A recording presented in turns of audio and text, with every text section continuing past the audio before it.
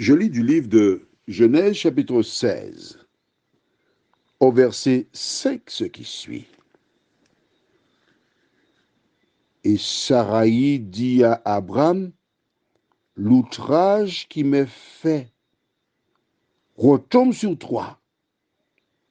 J'ai mis ma servante dans ton sein et quand elle a vu qu'elle était enceinte, elle m'a regardé avec mépris. Que l'Éternel soit juge entre moi et toi. Prions. Toi, Seigneur notre Dieu, te remercions pour la vie, la santé, le privilège d'avoir ta parole qui nous éclaire et nous dirige dans toute la vérité.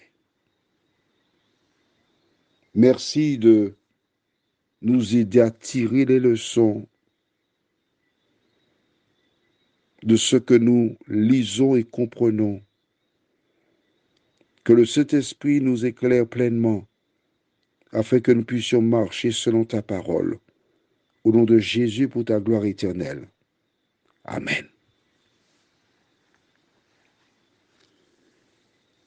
Saraï est prise de court.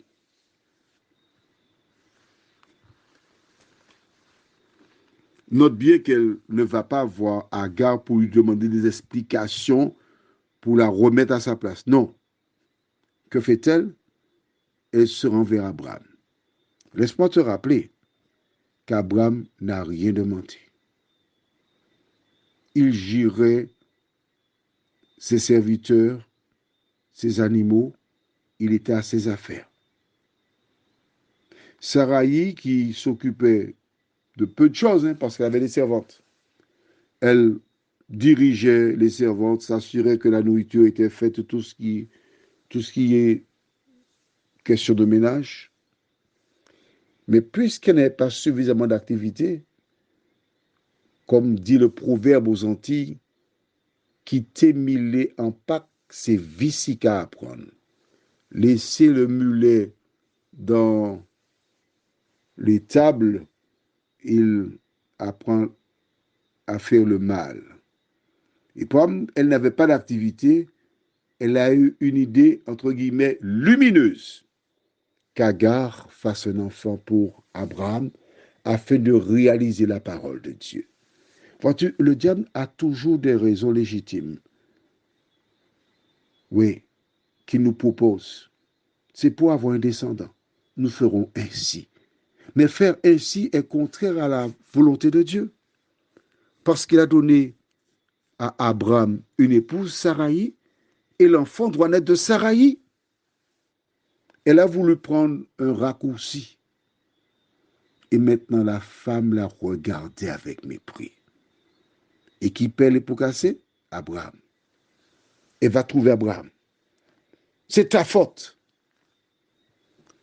A-t-elle raison? Oui et non. Oui, parce qu'Abraham devait compter sur Dieu, ne pas accepter la proposition de Saraï. Non, parce que c'est Saraï qui a proposé à Abraham de violer la parole de Dieu. Mais elle, la coupable, elle a déjà lavé ses mains, lui dit que Dieu soit juge entre toi et moi. Mais c'est ton idée.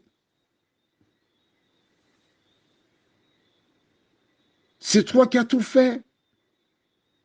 Et parfois, il y a des hommes, pour avoir la paix, ils font des choses parce que quand une femme commence à parler, mes amis, la Bible dit elle-même que c'est comme une gouttière partant de puits.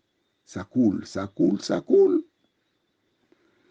Il a fait preuve de faiblesse, Abraham, oui, parce qu'il devait tenir et dire non. Dieu a dit, j'attends Dieu. Mais voici le début de leur souffrance. Ils sont morts depuis des siècles, mais jusqu'à présent, nous supportons les conséquences de leur péché. Prions, notre Seigneur et notre Dieu. Ah, quelle souffrance pour Saraï. Parce qu'elle commence à voir les conséquences de son choix. Agar est une jeune femme qui risque littéralement de prendre son époux. Mais c'est aussi une servante. Et les servantes et serviteurs préparent les repas. Il pourrait fort bien empoisonner le sien pour qu'elle parte plus vite. Et ainsi Agar, mère d'enfants, pourrait jouer un rôle important dans le clan. Seigneur, telle voie paraît droite à un homme, mais son issue conduit à la mort. De nous aider, Seigneur, avant de prendre des décisions, à connaître ta parole, ta volonté. Fais-nous du bien, nous t'en prions, au nom de Jésus. Amen. Je te souhaite une bonne journée.